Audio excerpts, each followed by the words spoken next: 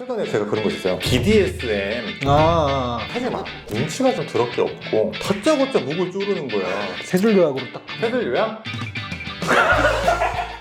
변호사님, 그러니까 저희가 상담한 것 중에 강간, 강제추행 이런 거 보면은 증거 없는 경우가 너무 많잖아요. 강간 같은 것도 솔직히 야외에서 한 거 아니면 모텔이나 집에서 했을 텐데, 근데 이게 합의하에 한 관계인데 한 1, 2주 지나서 이제 막 심정의 변화가 있었는지 고소를 하시는 분들이 좀 종종 있더라고요. 근데 이럴 때는 어떻게 대처를 해야 될까요? 요즘 같은 세상에 성관계하고 기분이 나빠서 고소를 했다고 하면 일단 남자도 책임이 있는 거예요. 그래서 제가 하고 싶은 얘기는 번개불에 콩볶아 먹듯이 성관계를 안 하는 게 일단 안전해요. 아예 안 하면 일이 터질 게 없으니까. 정식으로 내가 고백하고 전사도 빌드업도 있고 로맨틱한 분위기에서 성관계를 갖고 끝에도 또 매너 있게 마무리하고 이렇게 하는 게 제일 안전해요. 그쵸. 네. 요즘에 MZ세대들은 또 안 그런다며요. 미리 스킨십을 하고 사귄다면 그게 진짜 그런지 모르겠는데, 그거 뭐 단어도 있잖아요. 선택 부상. 러브 어페어라고 이렇게 막 갑자기 또 스타크 켜가지고 MZ세대뿐 아니라 뭐 80년대라고 안 그랬겠어요? 그죠. 그런 게 더 재밌기도 하고 자극적이기도 하니까 하겠지만은, 그걸 안전하게 하려면 일단 제 생각에는 추천드려요. 맨정신에 하는 거를. 맨정신에 술 없이. 술 없이. 왜냐하면 일을 해보면 강간이나 강제추행이나 이런 거는 다툴 게 되게 많아요. 왜냐하면 수단이라는 게 폭행이랑 협박이 있고 그런 거를 다 다툴 수가 있잖아요. 자기가 기억이 명확하기 때문에 자기가 스킨십을 할 때 상대방의 리액션이나 이런 것도 다 기억을 하는 상태일 것이고, 우리만의 스토리를 만들 수가 있고, 그리고 아까 뭐 증거가 없다고 하셨지만 성범죄 같은 경우는 피해자 얘기가 그냥 증거거든요. 만약에 스토리를 내가 기억을 하고 있다? 그러면은 그걸 가지고 또 수사기관한테 선제적으로 거짓말 탐지기를 해달라고 할 수도 있는 거야. 다툴 여지가 훨씬 많죠. 중간간이나 준강제추행 같은 거는 정말 위험해요. 왜냐하면 일을 해보면 강간이나 강제추행 같은 건 제가 엄청 많이 막았어요. 근데 준강간, 중강제추행은 속수무책이에요. 다툴 여지가 없어. 왜냐면 얘가 자고 있었는데 그냥 만진 거잖아.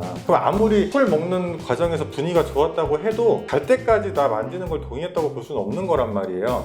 그렇기 때문에 자는 것만 확실하면은, 만지면은 변호사 붙여봐야 속수무책이야. 방법이 없어 진짜. 변호사가 유일하게 할 수 있는 거는, 얘가 그 정도로 완전히 떡실신 상태는 아니었다 속단 말로, 이제 그거밖에 다툴 방법이 없는데 그거 해봐야 잘 안 먹혀요. 이거 뭐 거짓말 탐지기를 할 수도 없는 거 잣대는데. 그래서 술 먹고 하는 거는 정말 비추. 의식 없는 사람 건들지 마라. 이거 진짜 너무 위험하다. 그리고 제가 또 한 가지 얘기해주고 싶은 거는, 번개골에 콩볶아 먹듯이 성관계를 했어. 근데 너무 갑작스럽게 하다 보니까 다음날 제정신이 돌아왔어. 그래서 더 연락을 안 하고 싶을 수 있어요. 굉장히 무책임한 행동이지만 그럴 수 있어. 그러면 그때 말 잘못하면 빈정 상할 수 있는 거거든요. 그러니까 일단 매너 있게 끝까지 하는 게 일단 중요하고, 그리고 내가 추천해주는 거는, 뭐 성관계 때 녹음하라는 사람들이 있는데 그거는 내가 막 변호사로서 추천해줄 수 있는 방법은 아니야. 그러면은 메모장에다가 그날 성관계를 어떻게 했는지를 써. 옷은 어떻게 벗겼고, 뭐 M은 어떻게 했고, 청각은 어떻게 했고, 내가 할 때 여자의 리액션은 어땠고, 뭐 남자의 리액션은 어땠고, 어떻게 끝났다 이런 걸 써. 그 다음에 이거를 캡처해. 그 다음에 인스타그램에 포스트로 올려놔. 그 날짜 나오게 비공개 계정 같은 거에다가. 왜냐면 내가 이거를 한글로 써버리면 내가 편집할 수 있잖아요. 안 믿어줄 거 아니야. 그쵸. 그러니까 써가지고 이렇게 캡처해서 사진으로 만든 다음에 인스타그램에 박아놓으면 날짜 언제 했는지 나오잖아요. 수정할 수가 없잖아. 믿어줄 거 아니야. 내가 언제 썼는지. 그러니까 그렇게 해놔. 그래서 만약에 고소가 만약에 들어와도 내가 이 캡처해서 올려놓은 내용이랑 내용이 달라버리면은 이거 내 말이 맞다라고 거짓말 탐지기 신청을 먼저 할 수도 있고, 물론 거짓말 탐지기는 형사성상 대단히 큰 의미가 있는 건 아니지만 어차피 사람이 하는 일이기 때문에 비빌 언덕은 돼요. 그렇게 하는 게 그나마 안전하다. 근데 이것도 진짜 팁이네요. 근데 이거는 일반 강간이 되잖아요. 준이 붙으면 답이 좀 없죠. 준은 그냥 하지 마. 진짜 하고 싶으면 깨워서. 가면 냅둬. 깬 다음에 하면 되잖아. 깬 다음에 아침에. 잠들지 말았으면요? 위험하다는 생각을 하고 하셔야겠죠.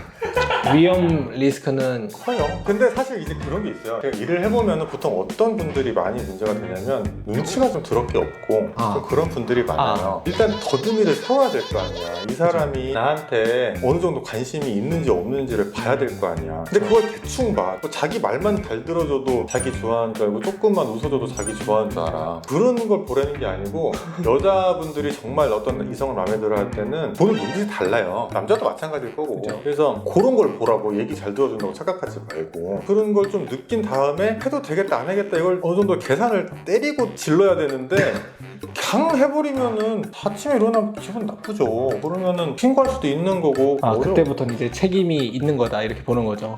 거두미를 그래서- 잘 세워서 했어야 되는데. 그래서 정말 해주고 싶은 얘기는 정말 나이스하고 매너 있게 해야 돼 항상 정말. 아 그리고 최근에 제가 그런 거 있어요. BDSM 뭐 정확한 건 아닌데 제가 알기로는 성향자가 많지 않대요. 되게 소수래요. 또 빡세게 하는 사람들. 예. 뭐 미세하긴 있겠지. 그죠. 뭐 때리면서 좋아하는 사람, 맞으면서 좋아하는 사람, 부끄럽게 하면서 좋아하는 사람 뭐 이런 게 있나 봐요. 그죠. 그럼 이제 그것까지 이제 아다리가 맞는 사람끼리 만나면 되게 해피한가 봐. 나도 모르겠어 잘. 근데 이제 그런 거 미리 말을 하고 해야 되는데 제 최근 사건 중에 다짜고짜 목을 조르는 거야.